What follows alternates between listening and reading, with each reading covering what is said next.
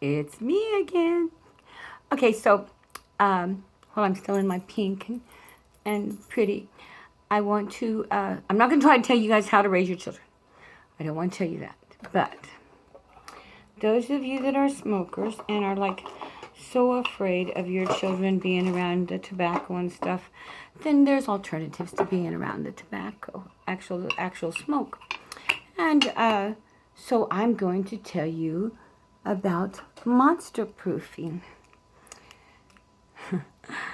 I can't find my tamper. Imagine that, right? I probably have 30 tampers handy. But I have no idea where. This is my little Pall Mall. And it's that little pipe that I like so well. I have some Stetsons that I used to smoke all the time. When we were back in the 70s, early 70s. If you bought a Stetson hat, you got to get a little Stetson pipe. It was a promo they were doing with the Stetson hat. So the pipes said Stetsons on them. Now I don't know who actually made the pipes. I'm sure that if I looked it up, they're gonna, they were just nice little. What it was they were nice little clenchers. They were little pipes. You could carry them in your teeth. Everybody was buying cowboy hats, and nobody was pipe smokers but me, so I got a lot of little Stetsons all in one year, like I think 4 of them. But I liked them because you could put a bit on them, which I do, and you could carry them around as you were working. Now the difference between them and this one has a very open type top, and it kind of has a tendency when I'm talking to blow back out, where those Stetsons were more of a billiard bowl.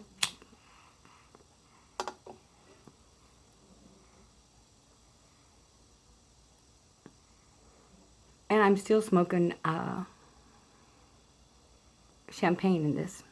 So while we're smoking champagne, let's talk about children. Because there's usually a little bit of champagne involved if you're talking about children or making children.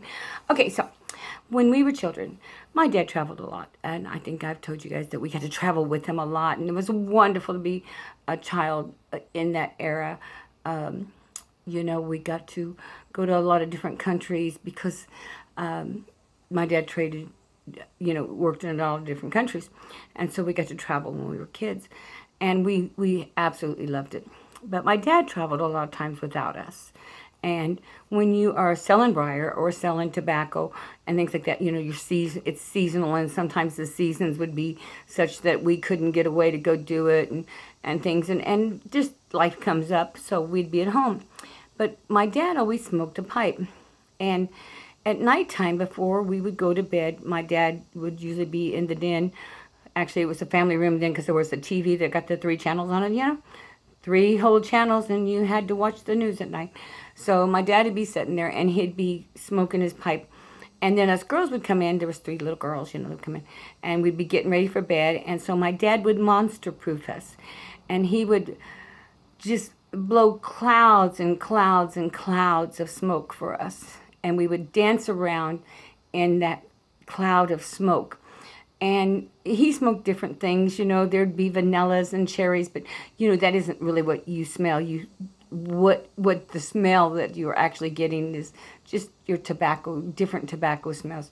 But us girls, we would dance around in our nightgowns in the tobacco smoke, and I think one of my sisters was going to be a ballerina, so she'd do her ballerina things. I was always swimming through the smoke because I was always going to be a mermaid. We had fun in that smoke. And then when we'd go to bed, at night, that smell would envelop us, and it was like a hug. It was a continual hug. So at night, when the monsters came, if they came, we already had that monster proofing on our nightgowns and stuff. So we were never bothered by monsters. And it must have worked, because never once did a monster ever come get me or bother me. Because if they did, all I had to do was just, pat myself and smell, and I know Dad's right there. So, and that goes into another story of when we were kids, how we wouldn't let my mom wash our nightgowns. Sometimes my dad would be gone for a while, and so we would like hide our nightgowns under the pillow so Mom wouldn't wash them and get all that smoke out of there, because that was, our little connection with Dad. And so I was thinking, how can you do that nowadays, where you're not, putting your child into the danger of the tobacco smoke?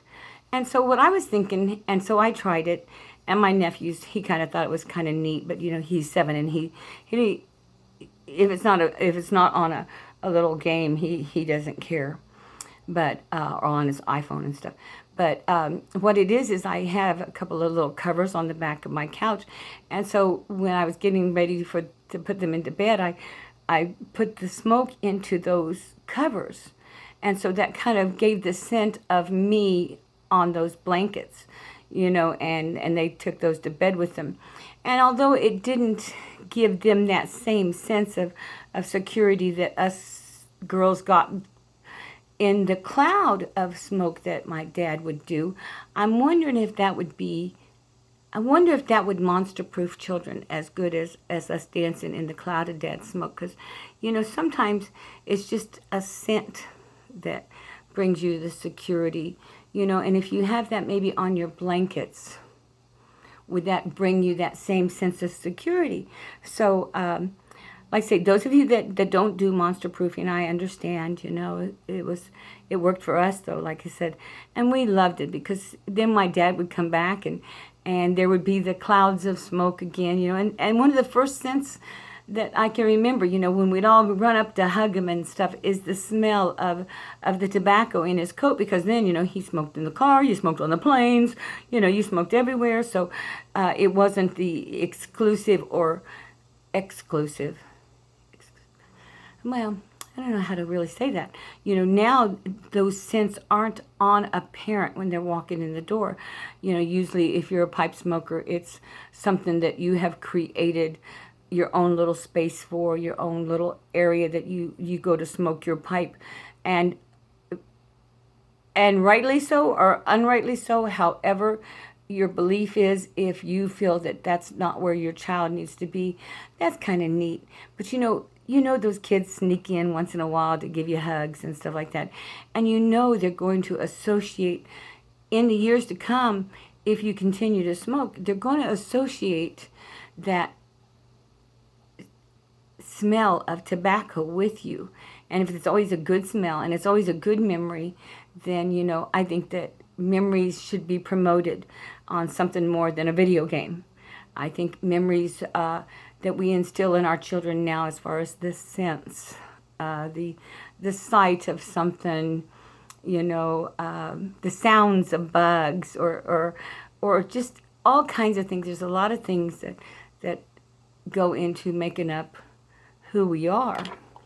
But I hope tobacco is always in everybody's life. It's always been in mine. But like I say, so that's monster proofing. Everyone should monster proof their children so that, like I say, tobacco smoke seems to work, because it didn't ever, we never ever, not my sisters, not I, none of us were ever attacked by monsters. So monster proofing must work. Now, I've talked about monster proofing before, and some people think it's cute, and some people, I've gotten, the little nasty little grams about, exposing children to secondhand smoke and stuff like that.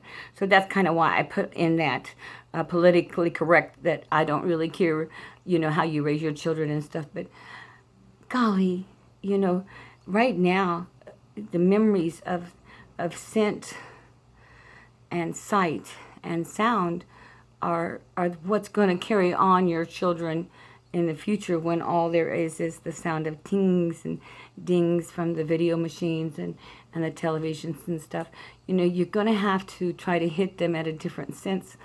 And that's why I always think that the scent is one of those smells that we need to promote that. Same way with taste, everybody has different tastes and stuff. Wouldn't you hate to now put yourself into a different world? Put yourself into the older world where we didn't have lettuce 12 months out of the year. I mean, we had tacos, but, in the wintertime, once the lettuce wasn't available and stuff, we had tacos with peas in it. That was the green taste to the peas, or extra cilantro, but, it was rehydrated cilantro. Luckily, and this is really lucky, my godparents were Mexican. And so their parents actually lived in Mexico. So we probably were able to have, because we would go there and stuff to Mexico and back and forth. I think we were probably those children that got to try every, mangoes. I knew what mangoes were, from the time I was 2 or 3 years old. But you come over here to America and people didn't know that stuff. And gosh, this has become a lecture, and I'm not really sure why. All I was doing was trying to talk you guys into spreading the joy that tobacco smoke will provide if you do it right. As long as you're not hurting your children and, politically correct world's going to be a tough world for an old woman like me to live in. Happy, happy. Joy, joy. Don't let the monsters get you.